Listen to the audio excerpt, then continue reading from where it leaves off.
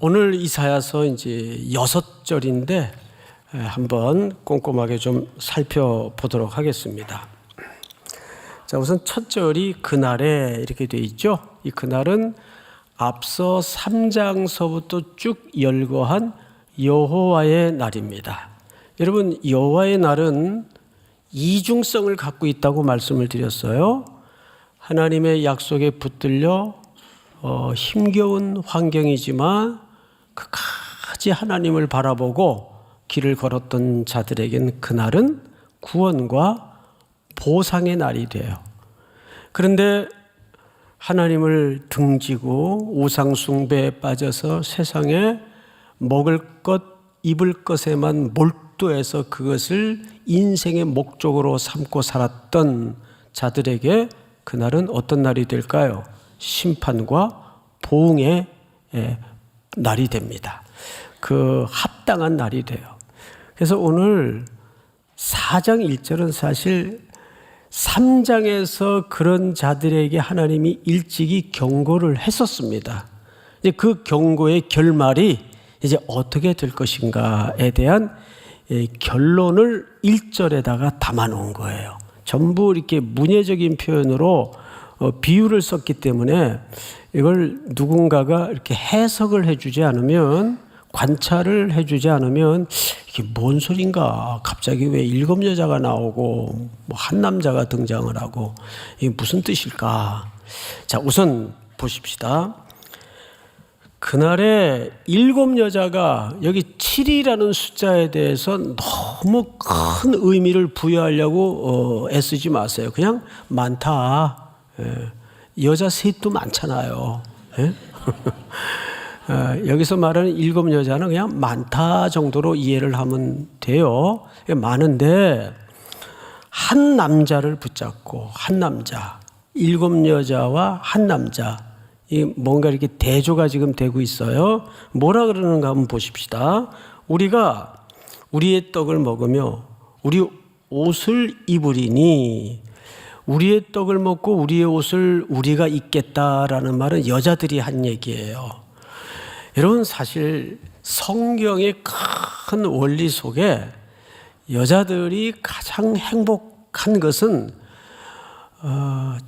자식 떡 보는 게 아니라 남편 밥 편안히 먹고 사는 게 제일 복된 겁니다.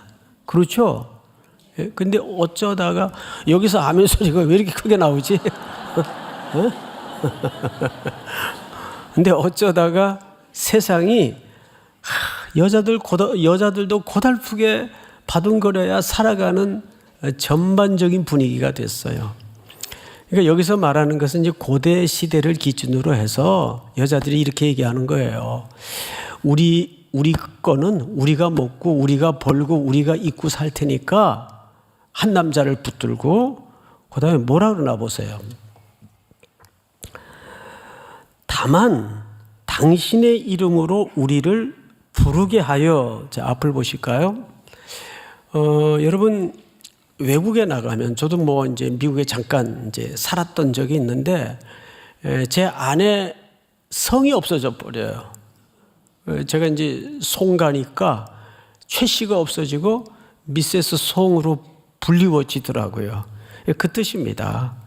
그러니까 결혼을 얘기하는 거예요. 7 여자가 한 남자를 붙들고 이렇게 얘기하는 거예요. 다만 당신의 이름으로 우리를 부르게 하여. 우리가 뭘 면하게 하라? 수치를 면하게 하라.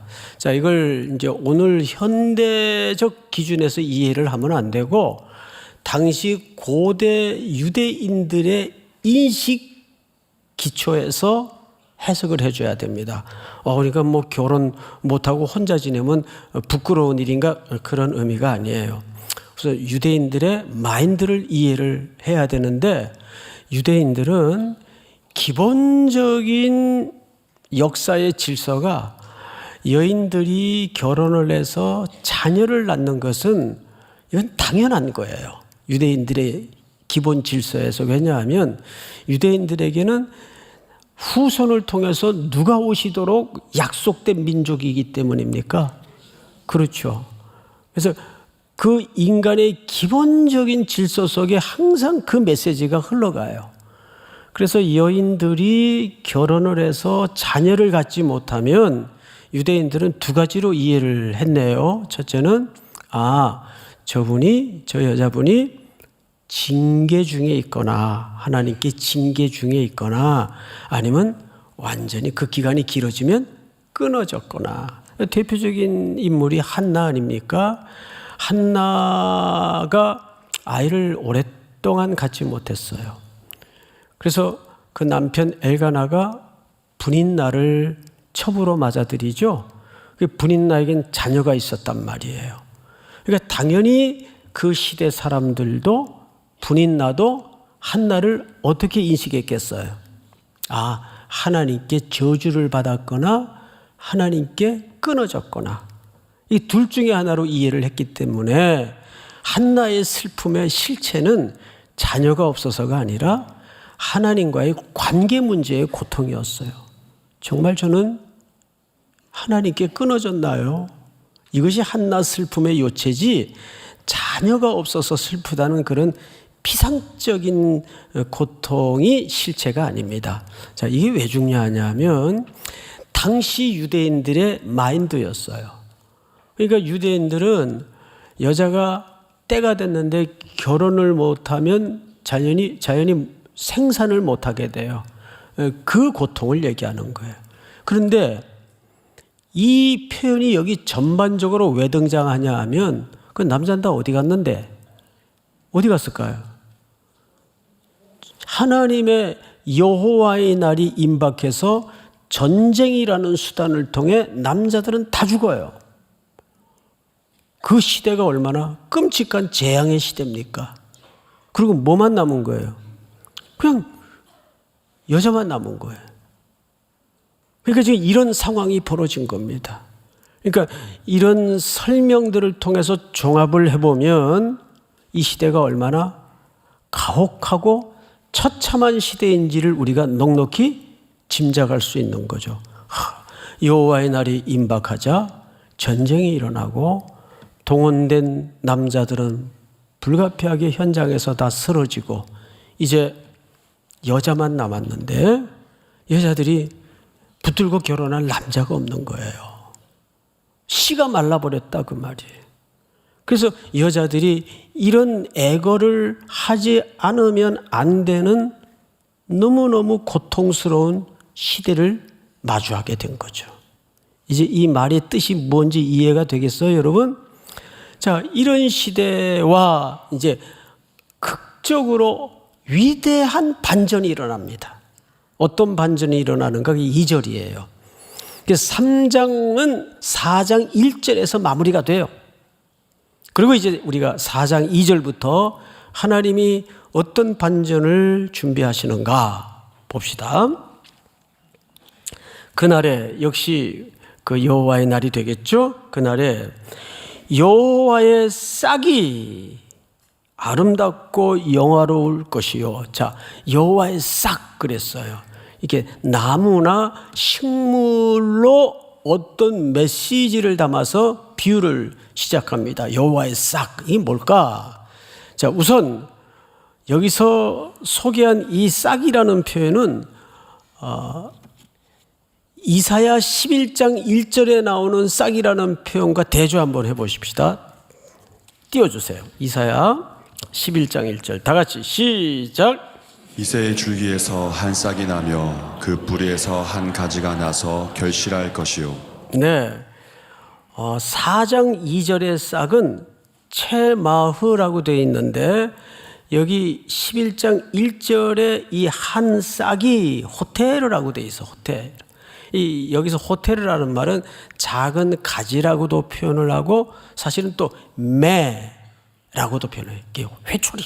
이 매라고도 번역이 가능해요. 자, 그렇다면 사실 이것은 표현하는 단어는 다른 단어지만 맥락은 같은 의미입니다.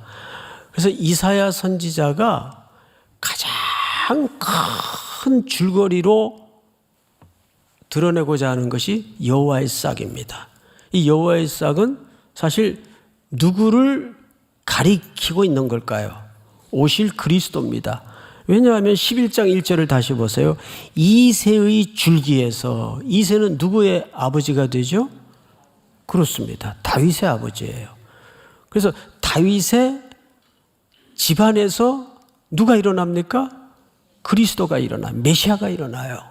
그러니까 이것은 오실 그리스도를 가리키고 있는, 지향하고 있는 소개다. 이렇게 이해하면 정확합니다. 4장 2절로 다시 돌아가 볼까요? 그날에 여호와의 싹이 아름답고 영화로울 것이요 그 땅의 소사는 이스라엘의 무슨 자를 위하여? 피난한 자를 위하여 영화롭고 아름다울 것이며, 여기 피난하다라는 말은 어떤 전제를 사실 안고 있죠. 시대가 편했다는 얘기일까요? 고통스러웠다는 얘기일까요? 그렇습니다. 그것이 기근이든 전쟁이든 어떤 형태로든 편안한 시대가 아니었어요. 누구에게는? 하나님의 말씀을 지키지 않았던 자들에게는 그것이 고통의 시간이 되었겠지만, 그 말씀을 붙들고 끝까지 하나님께 그분의 오심을, 도우심을 기대하고 기다렸던 자들에게는 그날은, 그 피난한 자는 그 땅이 아름다울 것이다, 영화로울 것이다. 우리가 어떤 안목이 있어야 되냐면, 보이지 않는 것을 소중히 여기는 안목이 있어야 됩니다. 근데 그 안목이 없는 자는 당연히 뭐만 의지할 수밖에 없을까요? 보이는 것만 의지할 수밖에 없어요. 그러니까 당연히 이 땅의 물리적인 표피적인 것에만 인생을 몰두하게 살아갈 수밖에 없습니다.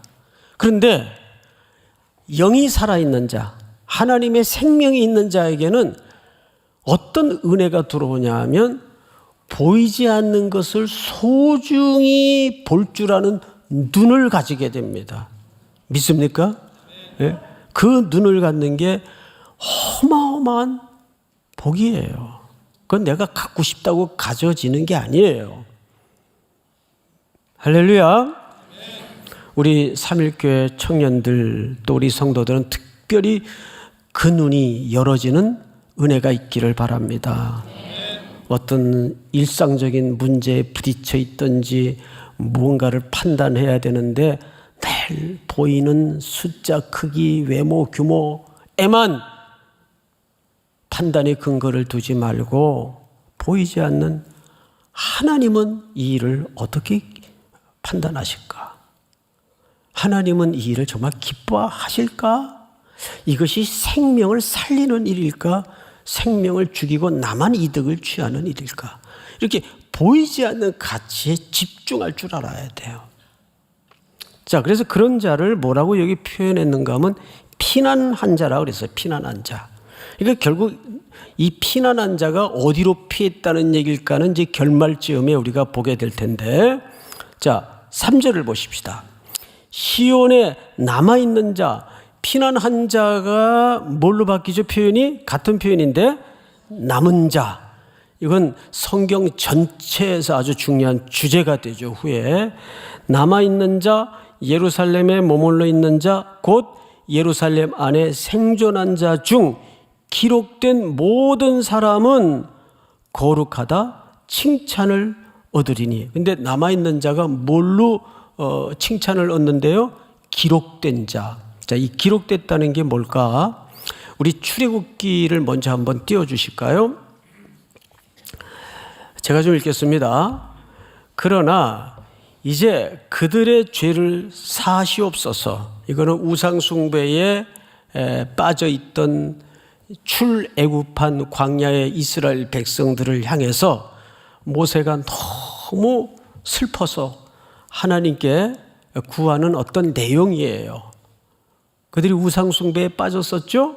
자, 그러나 이제 그들의 죄를 사하시옵소서. 그렇지 아니하시오면 원하건대 주께서 기록하신 책, 무슨 책이요? 주께서 기록하신 책이 있어요. 이걸 생명책이라고도 말합니다. 책에서 내 이름을 지워버려 주옵소서. 그러니까 내가 삭제되는 한이 있더라도 이 백성을 살려주세요. 이 중보의 기도예요. 그래서 모세라는 인물 속에는 누구의 예표가 부분적으로 녹아져 있죠? 그리스도의 중보적 사역이 모세의 인물 속에 녹아져 있습니다.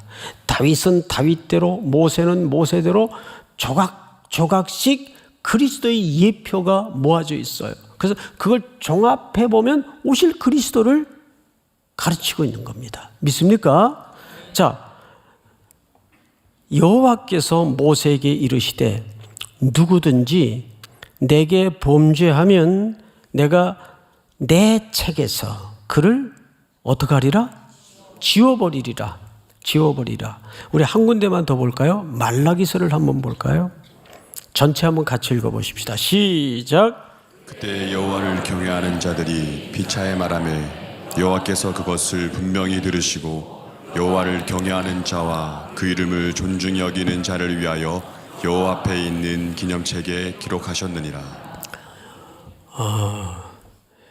이 생명책이 계시록에도 등장을 합니다. 여러분, 그냥 담백하게 소개를 드리자면 이 책에 꼭 명단이 올려져 있기를 축복합니다. 그런데 여러분들은 올려져 있어요. 저는 이 명단이 빠지고 들어가고의 그 어미함을 한번 몸으로 겪었던 적이 있습니다. 물론 이제 입학 그 시험 같은 경우에 이제 그런 희비가 엇갈리는데 저는 어쩌면 그거보다 더 중요한 어떤 순간이 있었어요. 뭐 인텐시브로 이제 미국에 공부를 하러 한 몇 주 휴가를 얻어서 가 있는데 아침에 학교를 가려고 이렇게 나서는데 TV에서 뭐 영화를 찍더라고요.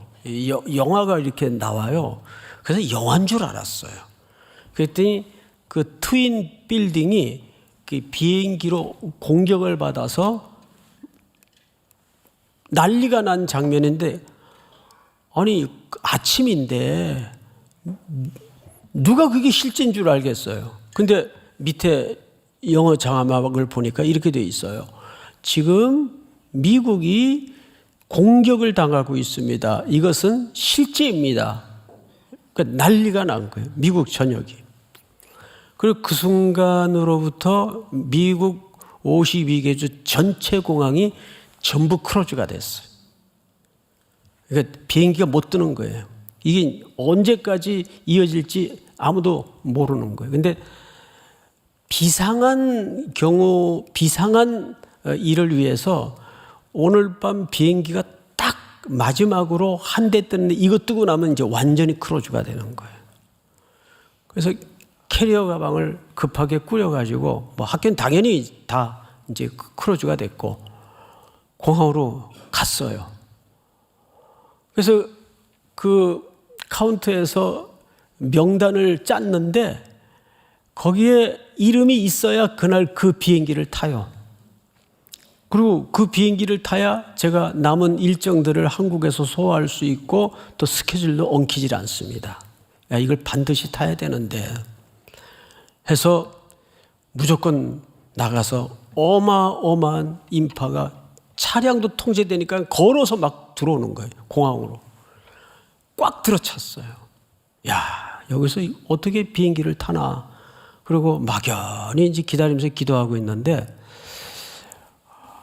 누가 막 그 카운터 위에 올라서 가지고 인파가 하도 많으니까 미스터 소영! 그리고 막 이 종이를 흔들고 막 그러는 거예요. 그래서 얼른 인파를 비집고 카운터 앞에 가가지고 내가 송인데 그랬더니 퇴근송 맞다고 빨리 저쪽으로 가라고 비행기 타라고.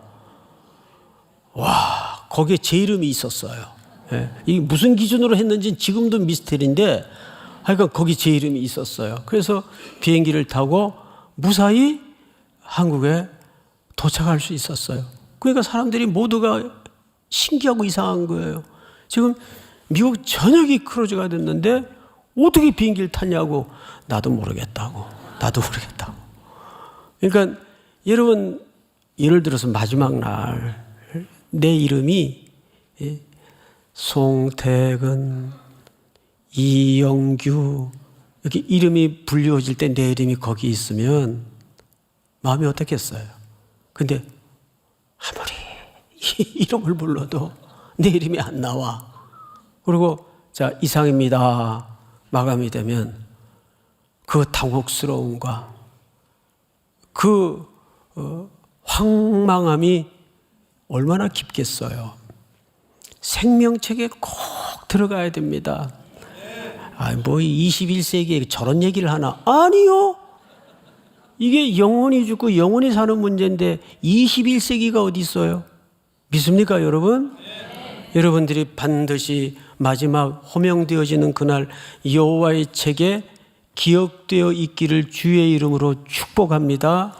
근데 그거는 우리가 의지적으로 되는 문제가 아니고 하나님의 택하심과 어린 양의 공로와 은혜라고 밖에는 설명이 안 돼요. 베드로전서에 뭐라 그랬어요? 그렇게 정하신 것이라. 그렇게 정하신 것이라. 그러니까 아무리 신앙생활을 해도 갈수록 세월이 쌓일수록 점점 은혜라는 두 글자 외에는 만입이 있어도 내가 주를 찬송할 길이 없고 그 사랑과 그 감사를 표현할 길이 없어요.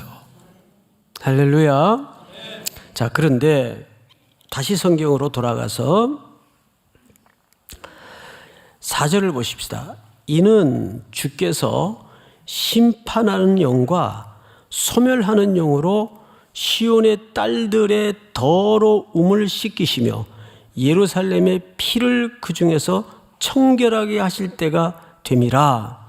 자, 하나님은 우리를 구원하시고 건지시는데 얘들은 도저히 안 되겠다. 완전히 없애버리고 어떤 새 종족을 하나님의 백성으로 삼는 게 아니에요.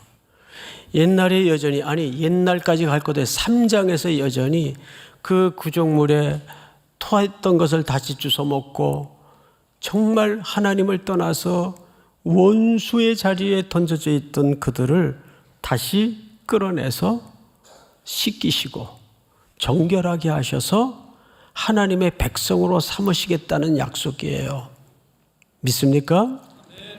그러니까 다른 어떤 새로운 종자를 만드는 게 아니라 우리를 완전히 죽여서 완전히 새로운 생명을 주시어 하나님의 새로운 백성으로 만들겠다는 약속입니다. 여러분, 출애굽기 19장을 한번 띄워주실까요? 출애굽기 19장 5절 6절을 보십시다.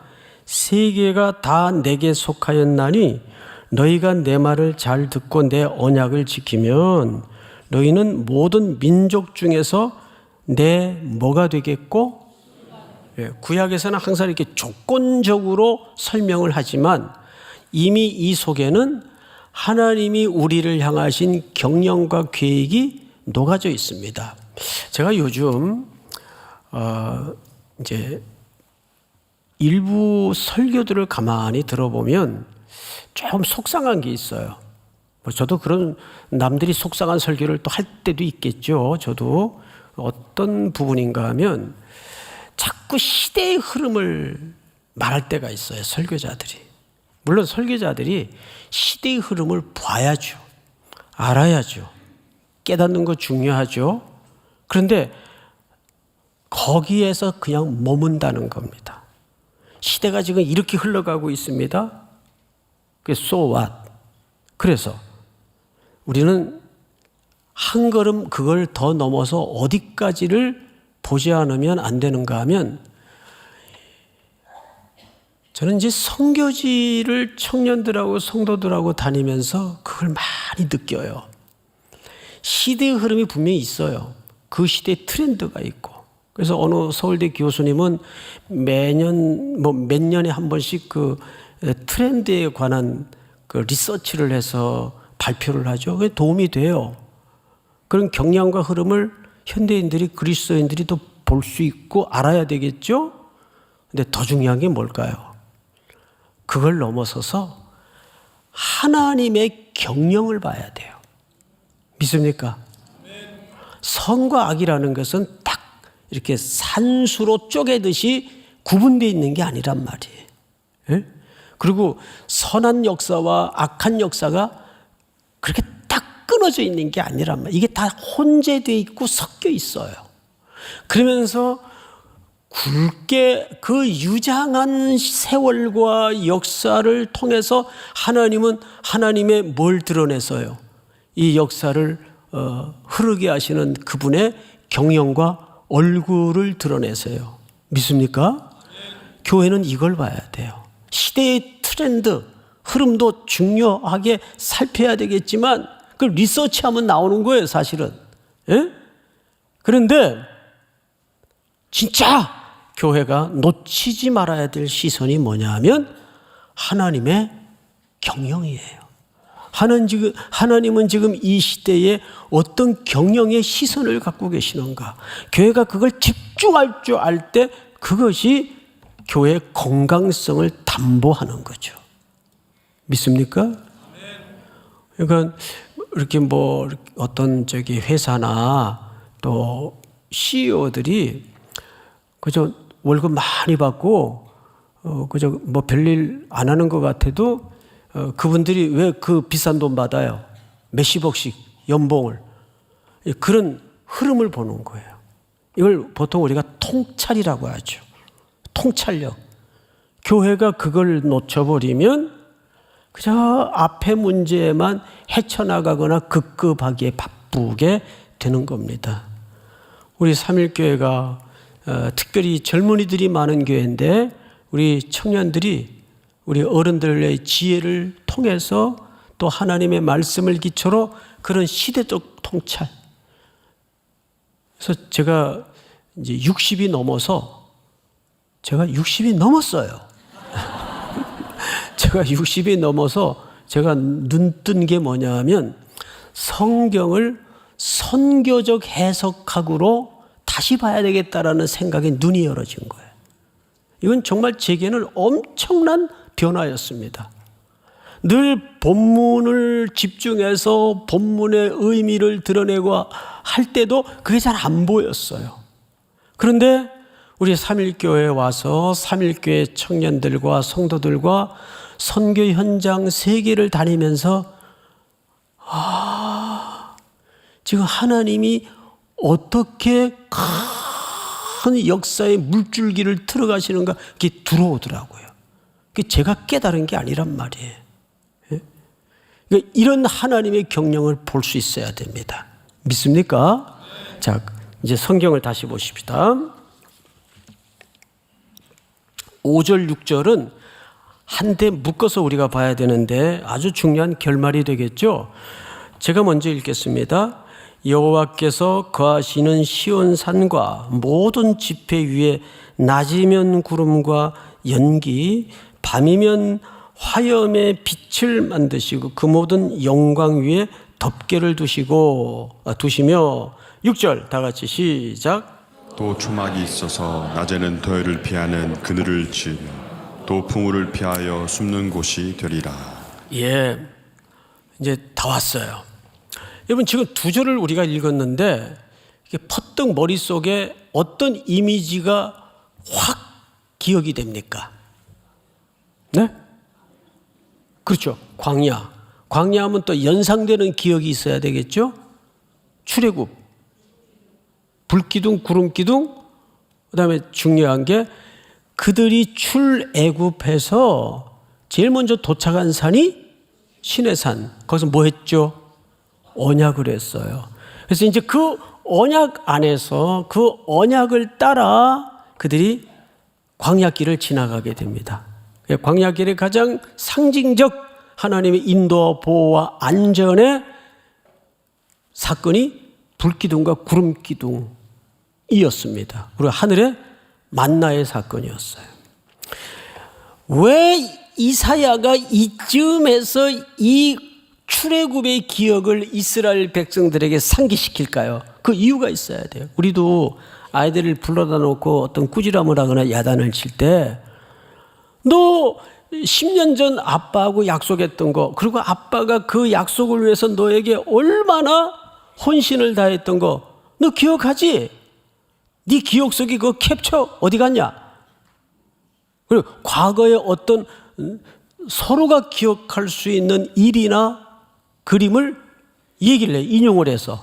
즉, 그 기억입니다. 이스라엘 백성들을 새로 만들고 고치기 위해서 과거의 어떤 누구도 기억할 수 있는 아주 정확한 한 역사를 이사야가 인용을 해서 소개하는 이유가 있어요. 자, 여러분, 출애굽이라는 것은 이스라엘 백성들의 의지가 기초가 아니에요. 출애굽은 하나님이 아브라함과 이삭과 야곱에게 하신 언약을 뭐하사? 기억하사. 근데 그들의 고통과 부르짖음을 아시고 들으시고 보시고 건져내신 거예요. 한 사람을 준비하셨다가 그 한 사람이 그리스도의 모형이 되는 모세입니다. 그래서 그들의 의지와 상관없이 하나님이 그들을 출애굽을 해서 홍해를 건너게 해서 제일 먼저 이르게 한 산이 시내산입니다. 이 시내산이 왜 중요하냐면 거기서 이 백성들과 뭘 맺어요? 언약을 맺어요. 그래서 이 백성들은 그때부터 이 언약 안에서 모든 게 시작이 되고 모든 게 맞춰져야 되는데, 언약은 기본적으로 쌍방이 하는 겁니다. 그런데 하나님의 언약은 사실상 일방적이에요. 언약이라는 건 이런 거죠. 아브라함에게 했던 언약이 원조입니다. 너든지 나든지 누구든지 이 언약을 깨면 죽는다. 이게 언약의 본질이에요. 근데 언약이 깨졌어요. 그 누가 죽어야 돼요? 우리가 죽어야 돼요. 근데 우리를 너무 사랑하시기에, 아니 얼마나 사랑하셨으면 독생자를 이 땅에 내려셔서 내 죄를 대신해 죽게 하실까요? 그게 언약의 본질이에요. 그리고 출애굽해서 시내산에서부터 그들은 40년 광야 생활을 지나는 동안에, 자, 그 나그네 세월 그 현장인 광야는 정말 아무것도 없는 공간이고 시간이었습니다. 뭐가 있어요? 광야에서 뭐 있을 수 있는 게 뭐 씨 한 줌을 뿌려서 거둘 열매가 있겠어요? 뭐가 있겠어요? 오로지 바라볼 것은 하나님의 약속밖에 없는 겁니다. 자, 그런데 이걸 왜 이쯤에서 이스라엘 백성들에게 여호와의 싹이라는 주제와 함께 상기시키느냐 그 말이에요. 간단해요. 이유는 이때야말로 이들이 가장 핍절한 현실이었지만 가장 배부른 시간이었어요. 이때야말로 이들이 가장 무섭고 고독한 시간이었지만 가장 안전한 시간이었어요. 그렇습니까? 안 그렇습니까? 여러분 시편 23편 잘 아시죠? 23편 4절에 보면 사망의 음침한 골짜기로 다닐지라도 해를 두려워하지 않는다 그랬어요. 여기 전제적 질문이 뭐냐 하면, 목자가 있는데 왜 사망의 음침한 골짜기로 데려갈까? 왜 그럴 것 같아요? 두 가지 이유 때문에 그렇습니다. 양들은 지독한 근시라 또 감성적으로 겁이 많아요. 근시인데다가 아주 조그만 것에도 민감하고 두려움이 많습니다. 그런데 목자가 있는데 왜 그 박하의 골짜기로 양떼들을 몰고 가냐 그 말이에요. 거기에만이 1년 내내 이들의 체력과 체질을 뒷받침해 줄 수 있는 쥐풀은 검풀은 꼴이 있기 때문입니다. 그 꼴을 먹여야 돼요. 목자는. 그러려면 그 골짜기를 통과해야 됩니다. 근데 그 꼴을 위해서 이 양들이 가파른 언덕을 오르기도 하고 비탈길을 내려가기도 해야 돼요. 이 과정에서 양들에게는 자기들도 미처 생각하지 못했던 두 가지 큰 경험을 하게 됩니다. 하나는 건강해지고, 하나는 어느 때보다도 목자와 밀착되는 시기를 경험하는 거예요. 여러분, 우리의 시간도 한번 돌아보세요. 내가 정말 하나님밖에는 답이 없구나 해서 밤낮으로 눈을 뜨고 있으나 감고 있으나 눈물 적신 마음으로 하나님만 바랐던 시간이 현실적으로는 가장 고달프고 가장 힘겨운 시간이었지만 돌아보니까 야, 내가 그때만큼 하나님을 좀 다시 매달릴 수 있어야 되는데 그게 거룩이란 말이에요. 그게 영광이란 말이에요. 믿습니까? 우리 지나온 시간들을 돌아보면 맞죠? 내가 가장 칠흑 같은 밤을 지날 때 하나님과 가장 밀착했던 시기고 내가 아무것도 없을 때 주님의 도움만 바랐던 시기가 바로 그때였어요. 이 출애굽기의 어떤 역사의 한 텀을 상기시키는 이유가 거기 있습니다. 그런데 이들은 세상 것에 배부르고 하나님을 외면하고 우상 숭배에 빠져서 아무래면 먹을 것만 있으면 되지 현실에 코박고 살던 백성들이었습니다. 그래서 이들을 혹독한 역사의 풀무에 던지셔서 하나님과 다시 한번 관계를 회복해 하는데 이 기억을 동원시키는 겁니다. 믿습니까? 자, 그런데 이 결정적인 게 있어요. 여호와의 싹 할 때 이사야서 11장 1절에 그 이새의 줄기에서 한 싹이 났다 할 때 싹은 백성을 얘기하는 게 아니라 한 사람, 지도자를 얘기하는 거예요. 지도자. 그 지도자는 왜 등장할까요? 우리가 열왕기서를 읽죠.